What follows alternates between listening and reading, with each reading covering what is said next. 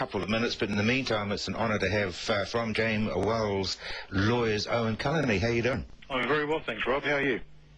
Yeah, good, thank you. There's a suggestion that while clinical trials are great to make the most of Kiwi ingenuity and innovation, the issue of liability on the farming and horticultural sectors can be a bit of a sticking point. First up, really, what do you mean by clinical trials? What's a clinical trial? Yeah, so when I refer to clinical trials, I'm talking about the trial in the ag sector. A good example of it is, I guess, the soil testing itself. And the trial of various products on pasture and see what they do to help. And when we're talking about liability, I guess we're talking about the sharing of the potential risks of the product not doing what it's supposed to do amongst the person carrying out the trial and the research agency wanting the trial to go on. Unfortunately, it's quite a dry topic, and I guess I'd much prefer to talk generally about agricultural developments and as I say, soil testing is just a small element of that. We'd love you to talk a bit more generally. Yeah, very good. I mean, New Zealand's great at this stuff. We develop things all the time. We've got New Zealand scientists working day and night on developments right now that will significantly improve our primary industry and probably primary industries across the world. It's big business. And the soil testing and testing of the product is really only a very small phase of that process. What James and Wells does is it plays a fairly significant role in capturing, identifying, and certainly allowing our clients to realise value in the intellectual property that results from the discoveries that our scientists are coming up with. And we act with act alongside of some really big Kiwi companies that sell some really cool stuff right here in New Zealand and across the world. And as I say, the testing phase is a very small part of the whole thing. But I think the article that you're referring to, I mean, I'm a commercial lawyer by trade, and it's probably the dullest profession on earth, I think. Certainly my wife would say so. But I'm sure it's not. But what the intellectual property side of things allows us to do is really stand beside the client and add much more than just the commercial advice, but advice on how they can make value, make money out of the things that they come up with, things they think about. Because one of the biggest problems that Kiwis got is that they can never keep their mouth shut because they want to help everybody, and they have, isn't this what we're doing? Yeah, look, that's exactly right.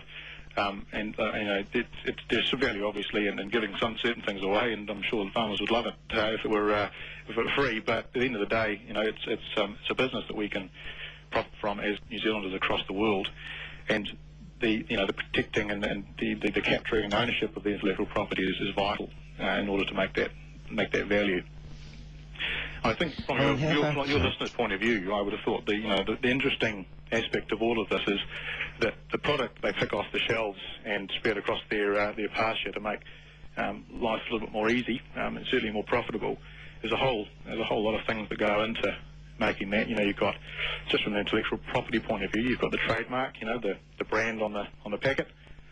You've got the subsistence, the patents that sit in the background to all of it, and then you've got the distribution channels and the sales to the retailers and all of that, and internationally as well.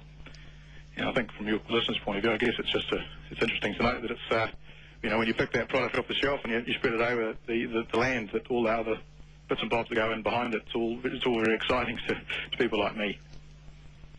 You're talking basically about R&D, aren't you? Research and development. Yep, that's exactly right.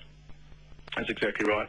And there's organisations in this country and in the world whose sole purpose is to develop. Use nitrates as an example. Develop the nitrification product and also the ways and manners in which that is spread and how it improves.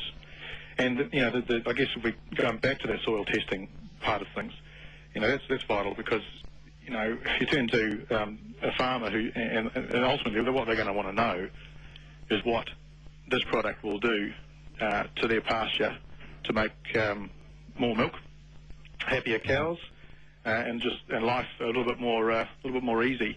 And the testing phase allows the developers to determine what level of improvement the product will make. And obviously the better the improvement, the more cost and the more sales. Intellectual property, can you actually patent systems that you're using rather than a product as well? Yeah, look, absolutely. There are protections that you can put in place at all levels of on the intellectual property spectrum. And we talked about trademarks just alongside of it. I mean, that's, to some companies, that's the significant, the chief most valuable part of their business. I mean, you talk about goodwill when you're selling businesses and things like that. And that goodwill is made up with all sorts of intellectual property. And yeah, the systems are certainly one of them. And for a farmer who's plugging away on his land and comes up with an innovative whatever means, and of course some of these guys build machinery that's unbelievable, they should be looking at somebody like James and Wells and saying, well, listen, what do we do here? Absolutely. Absolutely. You're absolutely right. It's quite amazing, the sorts of people we have come into our offices and the sorts of ideas they come up with. And what I find, I guess, most rewarding is that these guys they've developed something that they think would just helps on their property, allows them to deliver water a little bit easier on their land, or allows them to connect the tractor to the mowing implement a bit simpler.